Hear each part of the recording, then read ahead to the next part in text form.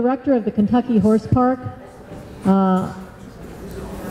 He has faced a number of issues, and you have a PowerPoint, Sean? Okay, you're just going to talk. Okay, good. So I'll let him introduce himself and give you a little bit of his background, why he's here, and what he's going to cover today. John? Thank you, Mary Ann. And hello, everybody. Good morning, and it is a pleasure to be here. It's a pleasure to be here because it gives me an opportunity to meet a lot of new friends, but also to renew acquaintances and friendships that have been for many years, like my friend George Tauber, my friend and mentor for a long time, Susan Harding, and my colleague and friend, Anna Gibson, and Alan Mann is over here somewhere. Yep. And I'll tell you, speaking of new friends, I mean, Mary Ann it's like I feel like I've known Mary Ann for decades, but you are awesome, and thank you for all the energy you brought to this. And of course, thank you to ELCR, who is a member of the National Horse Center at the Horse Park, hence my colleague Anna, and of course Susan is the chair, as she said. But thank you for bringing the prestige and the stature of ELCR to this, and I think that this is the beginning, as was said in the goals portion of this, the beginning of a dialogue, the beginning of communication, and a process that I think and I believe is going to lead to something really, really important and will serve as a model. I've been to Wellington a few times in my life, and each visit has been a great pleasure, as you can imagine. And this particular trip I have noted, and it has been apparent when you haven't been here for 2 or 3 or 4 years, I can't remember exactly, that there are changes afoot. And you can feel it and you can see it. One of the changes I noticed when Susan and I were driving around yesterday was a sign at the entrance of the showgrounds, and I met during the break to get it exactly right, but essentially it said that Wellington is the winter equestrian capital of the world. And I think I might have that right, but it's something very similar to that. But it struck me as something that's certainly very true, and it made me relate to what we have announced that we are in Lexington, Kentucky, the horse capital of the world, which was a long, interesting dynamic and process of branding that I'll share a little bit with you if Mary Ann doesn't give me the hook for talking too long. So, you know, clearly Wellington is a most special place on earth with great gifts and great resources. And I have an increasing affinity for Wellington because there is an increasingly symbiotic relationship between Lexington, Kentucky and Wellington, Florida. They're certainly not carbon copies of each other. The equestrian development is not a carbon copy.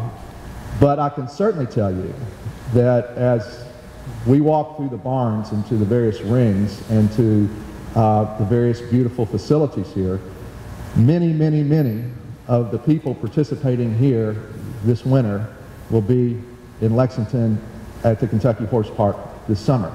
And that has evolved over the last somewhere between 1 and 2 decades. And so there is a relationship. And there is going to be, I think, an increasingly close relationship. I was just talking to Mike Nelson, and I was really rooting for Wellington on the 2018 World Equestrian Games. I know about that process a whole lot. It consumed at least 10 years of my life, and I think we haven't heard the last of that effort. It took us certainly more than one time to bid to achieve the 2010 World Equestrian Games. So, in what Mike, exactly, I'm learning everybody, Mike and Mike. I was struck immediately when you started your presentation this morning that in 1972 there was a plan, in 1981 there was a plan, and you showed what it was. The same thing occurred with the Kentucky Horse Park. It started in Lexington because thoroughbred horse farms were closing their gates to visitors and tourists for all kinds of reasons that you can imagine.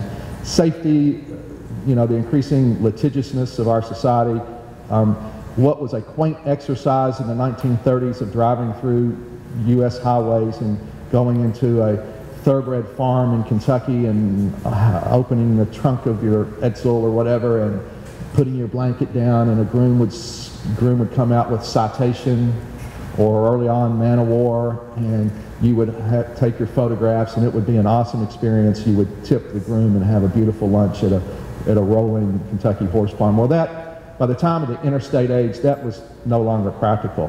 And when these farms began to lock their gates essentially to people, some visionaries said, that's not good for our horse industry, that's not good for Kentucky, and that's not who we are. And so let's create a people's horse farm, almost like a tourist attraction where everybody who comes to central Kentucky can come and have this same experience. So what started out in the 1970s, Mike, as an idea of a tourist attraction, a park, a state park, if you will, that had a theme to it, certainly is not that now.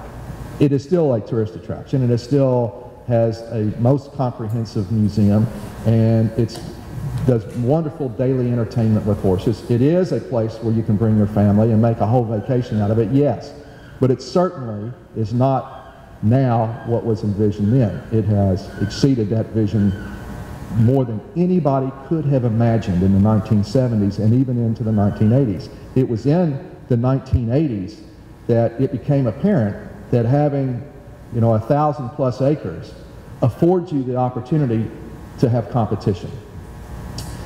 Now, although this is a public facility, you begin to see the private sector come into this. Once a show organizer came and saw the potential of the Kentucky Horse Park, they would say, for example, I will construct this ring for you and give it to you because it will enhance my event. And you multiply that times, you know, 10 or 12 really important and good horse show organizers, and there becomes a real excellent show facility, a credible show facility. And then the Commonwealth of Kentucky takes notice because all of a sudden hotel rooms are beginning to be filled by this competition. And so it makes it easier for the Kentucky Horse Park and the local leaders to come and say, we need fill-in-the-blank facilities from the state legislature. And so a critical mass and an evolution occurred that led to, by the 90s and mid-90s, where I think we could state that we were a world-class equestrian facility, and we began to have conversations about something as outlandish as hosting a city the size of Lexington, hosting the first American World Equestrian Games. What was interesting, in addition to that evolution of the physical nature of the park and the thematic and programmatic nature of the Kentucky Horse Park, was the attitude of Lexington, Kentucky, as it related to the Kentucky Horse Park. Well, the park lies, I'm not exactly sure, 7 or 8 miles outside of downtown Lexington. And because it's state-owned, it's no longer really a state park, it's its own agency, which was one of the key points in the development of the park. It's an independent state agency, but it's a state-owned facility. What was interesting was the political leadership in Lexington during the period of time of the 80s and the early 90s, when, you know, the park was evolving, had an attitude, and clearly it's more complicated and there's more dynamics, but essentially the truth of it was that anything that was given by the state of Kentucky to the Kentucky Horse Park was seen as something that was not given and could have been given to the city of Lexington. And it seems very, very strange, especially today, that was the attitude, but it was. And it was kind of the attitude, well, the state can take care of that. We need lots of things for, you know, our community, you know, our downtown, our infrastructure, our University of Kentucky, and things like that. And, you know, interestingly, that is not the case now. But it took a while for it to become the case. And that's what I keep thinking about this morning, that you're beginning a dialogue, that we're all present at creation of something very important. In the 1990s, leaders from Lexington did something very similar.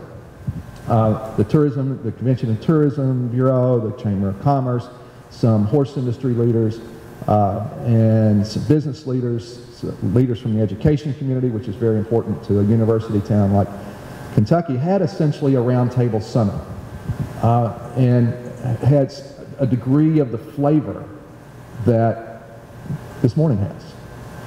And a particular person, a guy called David Lord, who was then the president of our Convention and Visitors Bureau, at the end of this day, and remember this is shortly after the 1992 presidential campaign where the Clinton campaign coined this term, it's the economy, stupid, that David Lord stood up and finally uttered words that have resonated for almost 20 years now. And that is, it's the horse, stupid. And it was finally the beginning of an end that declared that horses and whatever are not mutually exclusive. And once there was this liberation that you could embrace your horse culture, not at the expense of everything else that you do, but in grand support of everything else that you do. I'm jumping ahead on the progression of my notes, but I think about it now. A mayor, the most recent mayor of Lexington, Kentucky, in his political campaign and in his State of the City address, and the mantra of his administration were H's. He called them the H's of Lexington: horses, healthcare, high-tech, higher education. And he made a point to say, we don't say horses or high-tech, or horses or healthcare, horses or higher education, but we said they're all complementary of each other. And as the city has evolved, and as the relationship between the Kentucky Horse Park, the equestrian community, the horse industry, and the city, that now has become a basis, a given, a commandment. It's something, we live by now. And that debate that once occurred, or that tension that once happened, has faded away in almost a total memory, arising only occasionally when we deal with zoning issues, occasionally. Just a little bit. It reminds us that some of those instincts are still there. So the horse park, the Kentucky Horse Park, by the late 90s, which was the beginning of my time, or mid-90s, of being my time as executive director there, had evolved to a point where in some other international things we were doing concerning our museum, and as we traveled around, Susan Harding knows we were in China a great deal, and then we did some European things with the royal family in Britain and all that. We had increasing relationships with the FEI, with the International Equestrian Federation, and learned that there had never been a World Equestrian Games outside of Europe. And as we saw these other facilities, went to other World Equestrian Games, we kind of had an epiphany of a moment that said, why is it a given that they have to be in Europe? And what is it that these facilities have that we don't have? And we began to suggest the rather outlandish idea of bringing the World Equestrian Games to North America. And it was a long, evolved effort. And a lot of it had to do, and say, for frame of reference, this began, say, in 1998 or 1999, during that period of time. And the idea and the most important component of all that was relationship building. Consequently to that, because of the higher profile of the Kentucky Horse Park, what we now know is our federation, the United States Equestrian Federation, the former American Horse Shows Association, in another revolutionary move, decided to leave the offices it had occupied since 1917 in Manhattan and come to the wild west of Lexington, Kentucky. And it really was although it seems like an obviously good move to make in terms of having access to your client base, to your user groups, it wasn't all that simple. But when the Federation moved here, and the international visitors to the Kentucky Horse Park and Lexington and Kentucky saw the facility, and that we had already begun to build relationships, this then became, again, a critical mass that the idea of a World Equestrian Games in Europe and the United States was not such a crazy idea. So we placed our bid for the 2006 World Games. And very proud, we had a certain kind of confidence that that was going to happen. I think if there had been a plebiscite around the world, I think we would have won. But there had been a problem in the 1996 Olympics in Atlanta, whereby horses that had been treated for pyroplasmosis, equine pyroplasmosis, would not be admitted to the United States. Consequently, a lot of teams, particularly from Europe, had horses that they could not bring to the Olympics, and some in Europe, many in Europe, swore a blood oath that there would never be an international competition in the United States. And unfortunately, the leader of the group, or interestingly, not unfortunately, interesting, the leader of the horse industry group that said we should not bring these pyro horses into the United States was the Kentucky thoroughbred industry. And so there was, you know, the clamor then was, really, have it in Kentucky, the same group that wouldn't let us bring our horses to Atlanta. You know, so then what we thought would be kind of clear sailing was not. So we convened a blue ribbon group of people, group of veterinarians and healthcare specialists in the United States, using the Gluck Center at the University of Kentucky, which is the leading equine research diagnostic center really anywhere, and took 2 years and examined the whole issue of pyroplasmosis and risk management. And what we said was, we don't want any of this any results based on emotion or politics or tradition or international diplomacy or lack of diplomacy. Simply, what does the science tell us? And if this admission of these horses on a temporary basis causes any threat to our domestic herd, then we will forget this idea of having a World Equestrian Games. We'll go on, we'll do something else big, but we're not going to do this. Well, the result after 2 years was that it did not present any kind of serious risk. The main point was, and I know we're getting in the weeds here, but it's kind of interesting, was that the American dogtick, which is the villain that allegedly transfers this disease from horse to horse, is dormant in the summer months and autumn months in Kentucky. So, I mean, that in and of itself eliminated the risk, and then they found out the risk was greatly exaggerated. So, our friends at the USDA granted a waiver that allowed horses to come. But the difficulty was that already the stigma from Atlanta had stuck. I still thought we were going to win the 2006 Games. We were called to meet before Her Royal Highness, Doña Pilar de Bourbon, to, I thought, be awarded the Games, and Germany was awarded the 2006 Games, and it was a bitter, bitter disappointment. I think often of Winston Churchill, who, as you may remember, if you're a history buff, lost the 1945 election right at the height of his glory.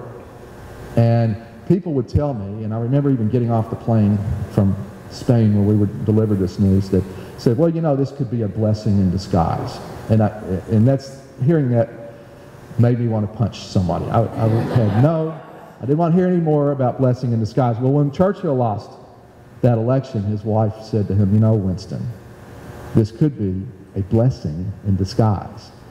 And he said, if in fact it has been a blessing, it has been quite effectively disguised. So that's the way we felt. But immediately we declared that we were going to bid for the 2010 Games. We went around the world and really, really convinced everybody the pyro issue was done, and we had the World Equestrian Games in 2010. The World Equestrian Games was a game changer for Lexington, Kentucky, and a game changer for the Kentucky Horse Park, and in many ways for the whole Commonwealth of Kentucky, and I think equestrian sport in North America. It forced the General Assembly of Kentucky to put into place the things that we had been talking about over 10 or 20 years.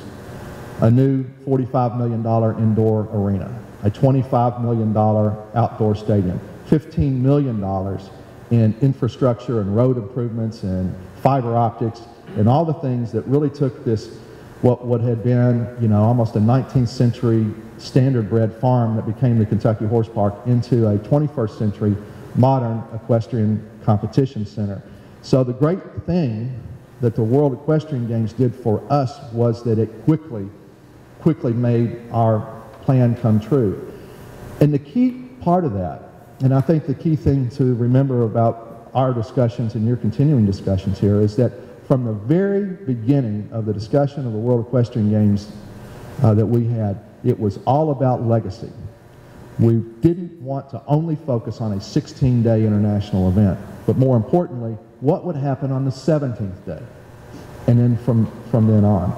And strictly from a facility point of view, that has borne great fruit, because I think we had 63 major events the year before the World Equestrian Games. And the year after the World Equestrian Games, we had 89 major events, and that continues to grow. And not only the number of events, but the participation within those events, the quality of all of that, of those events, which makes me think, is Mason gone? Mason Phelps is also a good friend, but he is, in addition to Phelps Media, is the president of the National Horse Show, which moved also from New York to Kentucky for its permanent home as well. So legacy was always part of that. One of the things, in speaking of legacy, that I was most proud of Lexington was that Lexington itself embraced the concept of legacy. Legacy as a result of not only the games, but legacy as a result of the increased profile of equestrian sport within the community. For example, it got a major $1 million grant from the Knight Foundation. And with that grant, Lexington held a community discussion about what are examples of what legacy could be. What are projects that we could fund in Lexington that would serve as a legacy for the games? Interestingly, and there was a whole list of them, many have been done, the first one was the revitalization of North Lexington, which is traditionally the African-American section of Lexington. And a beautiful theater that had gone into disrepair, for example, was renovated and returned, called the Lyric Theater. It returned to its great glory, where people like Cab Calloway and others would it was like our version of the Apollo. Well, it's revitalized, in the entire section of town that has had this great renaissance. The longtime chairman of the Urban League in Lexington, who is also on our board now and very active, he said, because of this project, which would not have happened were it not for equestrian sport, Lexington now has finally erased its Mason-Dixon line. Would not have happened if we did not embrace not only the World Games, but equestrian sport. The second big project, which I think is pretty cool, is what's called the Legacy Trail.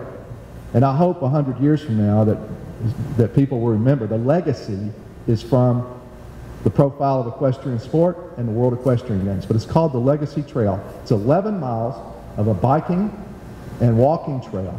And we're working on getting horses, but one step at a time.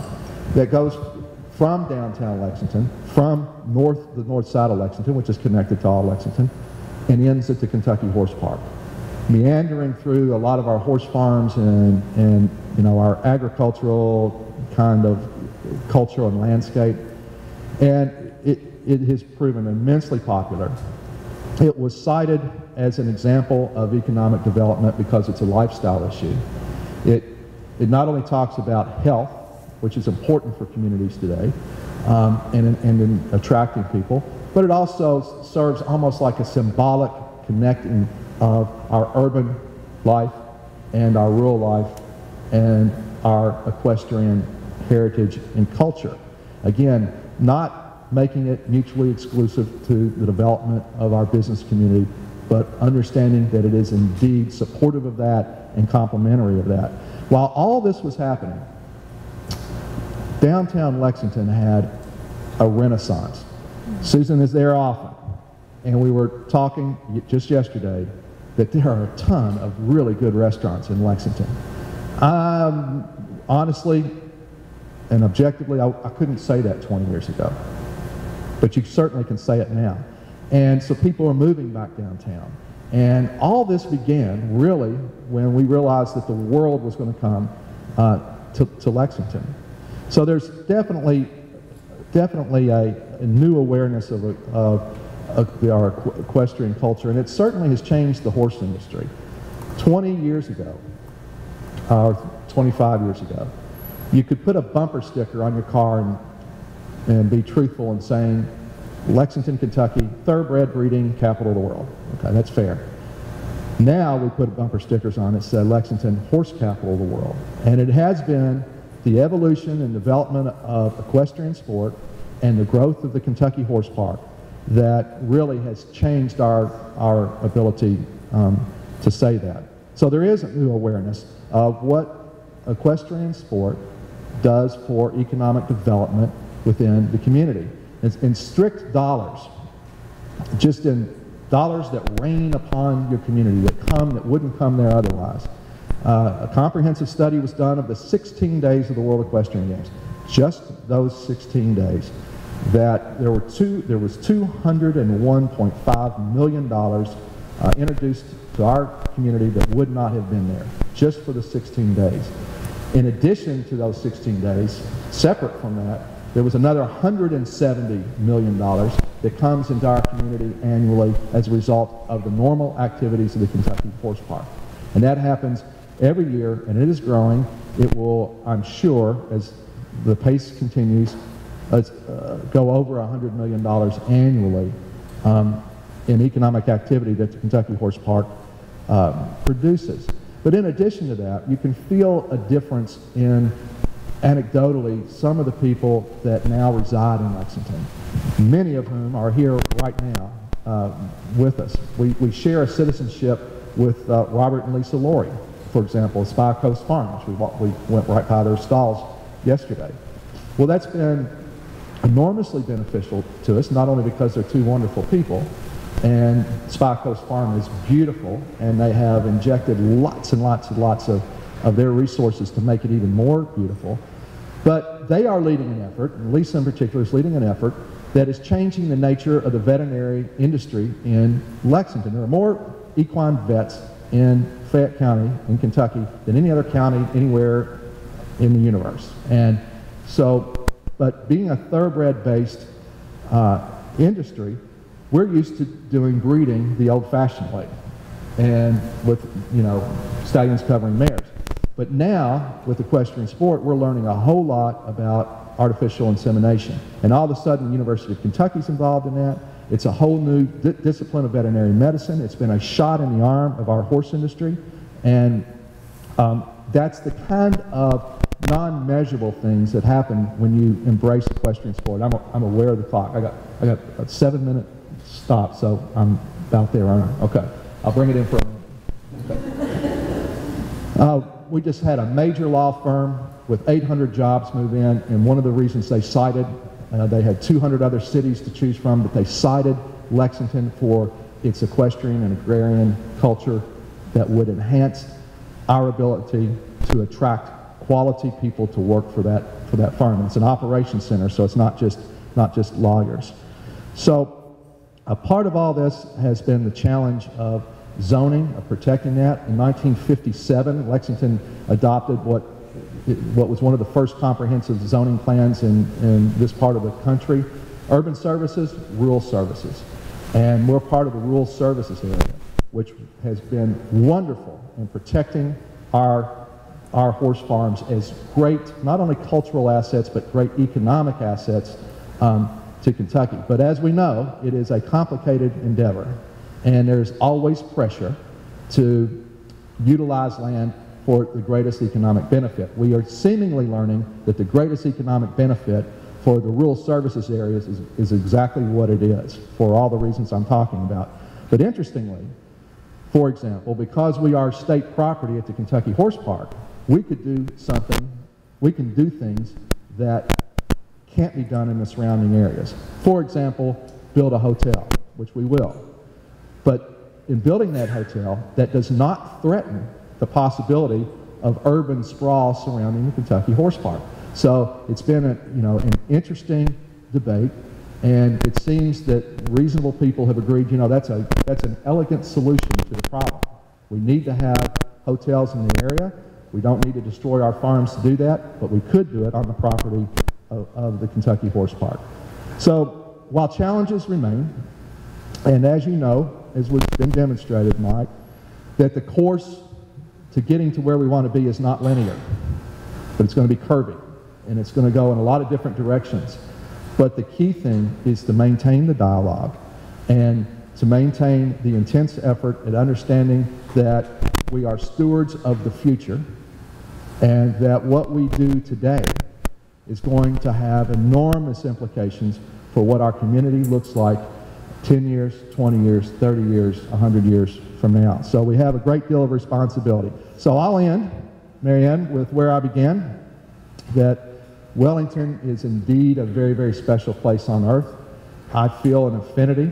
I think we are rapidly becoming closer even than first cousins between Lexington, Kentucky and Wellington. And I know in Lexington and here in Wellington we're poised to do remarkable things in the years ahead. Well, thank you.